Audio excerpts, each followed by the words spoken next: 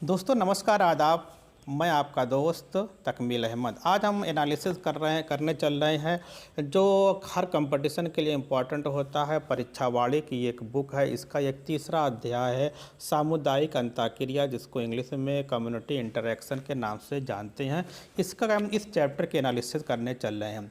अब यहाँ पे क्या है कि सामुदायिक अंतःक्रिया की जो एनालिसिस जब यहाँ शुरू होती है कि इसमें ये होता है कि प्राकृतिक रूप से पाए जाने वाले, जैसे क्या होता है, पूरी प्राकृतिक रूप से पाए जाने वाले पौधों, जंतुओं और सूक्ष्म जीवों का, पौधों, जंतुओं और सूक्ष्म जीवों का वह स्थान, वह जगह जहाँ पर ये रहते हैं और एक दूसरे संबंधित रहते हैं और एक दूसरे पर निर्भर रहते हैं, उस क्षेत्र को बायोटिक कम्युनिटी कहा जाता है, जैविक समुदाय के नाम से जानते हैं। फिर से सुनिए क्या होता है कि प्राकृतिक रूप से पाए जाने वाले पौधे, जंतुओं और सूक्ष्म जीवों का वह क्षेत्र, वह पर्यावरण जहाँ पर ये एक दूसरे पर निर्भर करते हैं, एक दूसरे से संबंधित रहते हैं, उस क्षेत्र को बायोटिक कम्युनिटी कहते हैं या जैविक समुदाय के नाम से जानते हैं। अब ये जैविक समुदाय छोटा भी हो सकता है, जैविक समुदाय बड़ा भी हो सकता है। अब ये जैविक समुदाय होता क्या है, जैसे हम लोग जैविक समुदाय में हम पारिस्थितिकी तंत्र को ले सकते हैं, इकोसिस्टम को ले सकते हैं। अब इकोसिस्टम में आपका घास का मैदान का इकोसिस्टम पारिस्थितिकी तंत्र हो सकता है, तालाब का इकोसिस्टम हो सकता है, फिर आपका कि फॉरेस्ट जंगल का हो सकता है, समुद्र का हो सकता है, महासागर का हो सकता है। तमाम तरह की आपके इकोसिस्टम इसमें आ सकते हैं। हम ये चीज़ें ये हुई। अब बात आती है, जैसे हमने क्या लिया कि एक कोई पारिस्थितिकी तंत्र लिया, जैसे हमने तालाब ही ले लिया। तालाब को अगर आप जिक्र आप माइंड में रखिए, तालाब के, हम तालाब के पास खड़े हुए हैं, वहाँ पे क्या तालाब में पौधे होते हैं, तालाब में जंतु होते हैं, तालाब में सूक्ष्म जीव होते हैं। जो ये होते हैं ये अलग अलग अपना समुदाय बना लेते हैं और मतलब कि एक जगह पे एक जगह पे पौधे रहते हैं, फिर जंतु रहते हैं, फिर सूक्ष्म जीव रहते हैं। इनका अलग अलग ये क्षेत्र होता है और इन्हीं सभी को हम लोग क्या कहते हैं, बायोटिक कम्युनिटी कहते हैं। लेकिन ये अलग अलग जगह पे रहते हैं और रहने के बाद फिर क्या होता है कि पौधे होते, जंतु होते, सूक्ष्म जीव होते हैं, एक दूसरे को प्रभावित करते हैं। अब क्या होता है, अभिव्यक्त करते हैं। लेकिन एक चीज़ और होता है कि जो पौधे होते हैं, जंतु होते हैं, सूक्ष्म जीव होते हैं, ऐसा नहीं है कि हर समुदाय दूसरे, ऐसा नहीं होता कि एक समुदाय दूसरे समुदाय को प्रभावित ना करे। अब यहाँ पे क्या होता है कि जब एक कोई समुदाय दूसरे समुदाय को प्रभावित करता है और उसको दबाए रहता है, तो उसको क्या कहा जाता है, उसको हम लोग की उसको प्रभावी प्रजाति कहते हैं या डोमिनेंट स्पीसीज कहते हैं।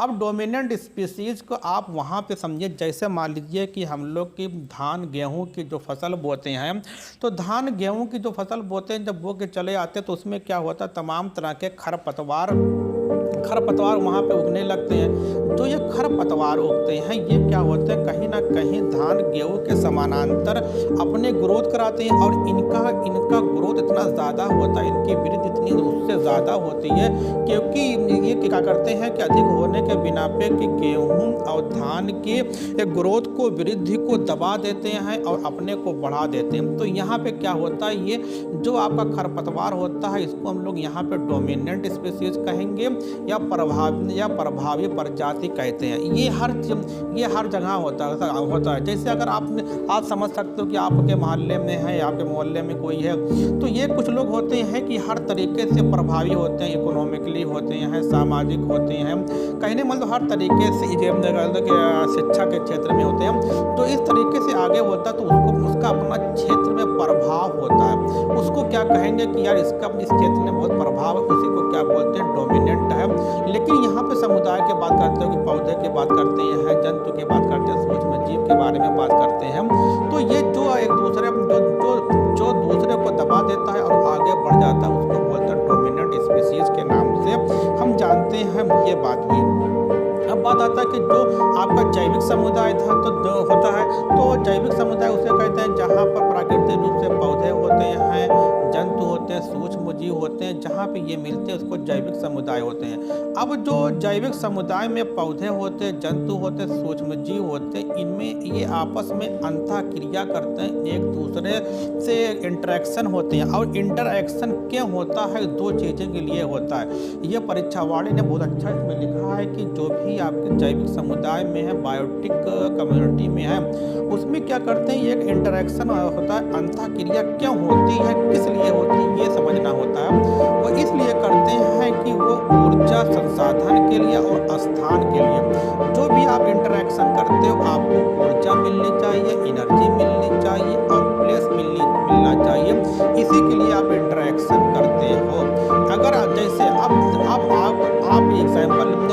एग्जाम्पल ले सकते हो कि ये क्या, जैसे आप मान लीजिए आपको दिल्ली में खर्ची नगर जाना है, इलाहाबाद जाना है आपको, तो आप ऐसे दोस्त के यहाँ जाओगे जहाँ पे आपको प्लेस मिल सके, आपको रहने के लिए जगह मिल सके और कुछ खाने के लिए जब मिलेगा तब एनर्जी रहेगी। जहाँ पे आपको ये दोनों चीज़ें मिलेगी आप वहीं पे जाना पसंद करते हो। तो सेम कंडीशन ये भी होता है कि जो पौधे होते हैं, जंतुओं के बीच क्या होता है, इंटरेक्शन होता है। किस लिए होता है? एनर्जी के लिए होता है और प्लेस के लिए। तो ये बेसिक कॉन्सेप्ट इन्वायरमेंट का है। अब देखिए कैसे, अब जैसे जो क्या होता है, पौधे होते हैं वो जंतुओं को क्या देते हैं, पौधे जंतुओं को भोजन देते हैं और पौधे प्रकाश संश्लेषण की क्रिया के द्वारा जो ग्लूकोज बनाते हैं तब उसमें ऑक्सीजन गैस भी निकलती है और ऑक्सीजन गैस को भी जंतुओं को प्रोवाइड करते हैं। अर्थात पौधों के द्वारा जंतुओं को भोजन और ऑक्सीजन प्रदान किया जाता है। एक चीज़ ये हुआ। अब क्या करता है कि जंतु जो शोषण की क्रिया करता है, उस शोषण की क्रिया में जो कार्बन डाइऑक्साइड निकलती है, उस कार्बन डाइऑक्साइड को सभी पौधे ग्रहण कर लेते हैं और वो अपनी प्रकाश संश्लेषण की क्रिया में पार्टिसिपेट करते हैं, भोजन बनाते हैं।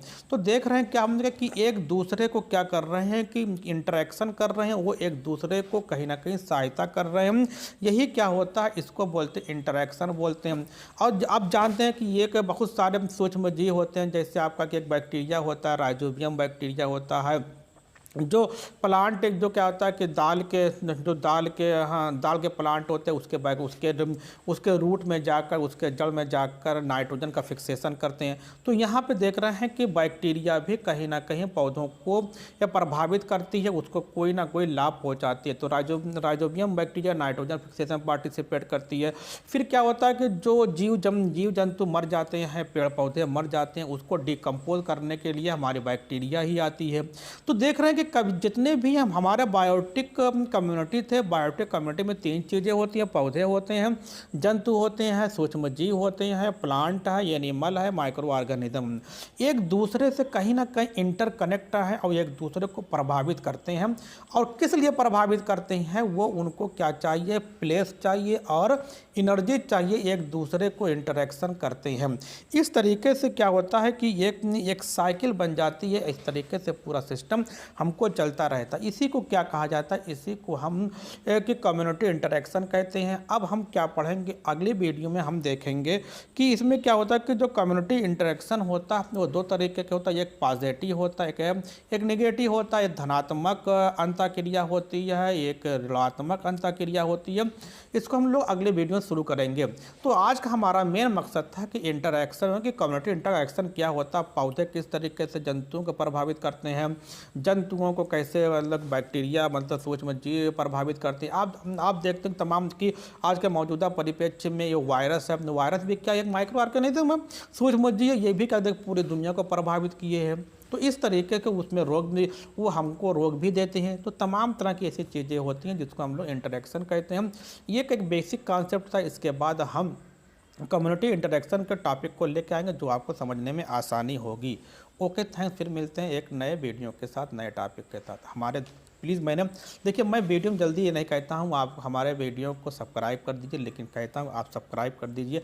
आपसे ही हम हैं। आप अगर हमने प्यार करेंगे कि तो और शेयर करेंगे तो मैं आपसे और अच्छे तरीके से वीडियो बनाने की कोशिश करूँगा। ओके, धन्यवाद।